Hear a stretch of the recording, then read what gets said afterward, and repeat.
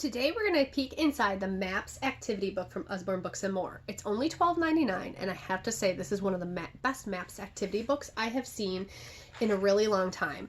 It has quick links, which means when you buy this book, you get a login password to a website that will let you learn more about maps. Your kids can do quizzes, tests, they can do virtual flashcards, look at new developments in maps, new kinds of maps, because this book covers so many maps, and I cannot show you all of them, but I can show you that even at the very beginning, they let the student know right off the bat that there is just so many different kinds of maps. Maps of stars, street maps,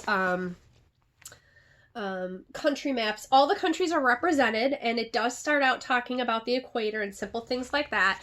It does show plotting points and grid maps. Street maps are found in here, info maps that show where you find different kinds of animals in a outdoor setting, for example. There's dot to dot, seek and finds, coloring pages. There are maps that show you how to find rooms in a building, like say in an art museum, to know where all the entrances and exits are from exhibitions. That's something that can be very useful for kids. This one is one of the many street maps that is in the book, and there are games that go with using each maps to make it more fun to learn to use them.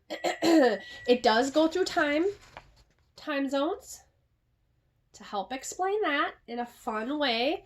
Just on a 2-page spread, nothing too overwhelming, which is a great way to get information out about stuff like that. This one is probably my favorite. It talks about the trade routes and how long it would take to travel. Back when merchants were going from Africa, Europe, and Asia, kind of during Marco Polo's time. And so it gives an introduction of that concept and helps kids to understand that maps can be used for more than just spotting things, but also doing math problems, solving. For example, there's star charts in here. How far away are the stars from one another on one day versus another, and therefore you do math to figure out how they move throughout the sky. And then we also have maps that talk about how we find the depths of the ocean. A long time ago, people dropped rocks, but more recently, people use sonar. There's just so many different kinds of maps out there. This covers a whole bunch of them in a non-overwhelming way, and I really highly recommend it.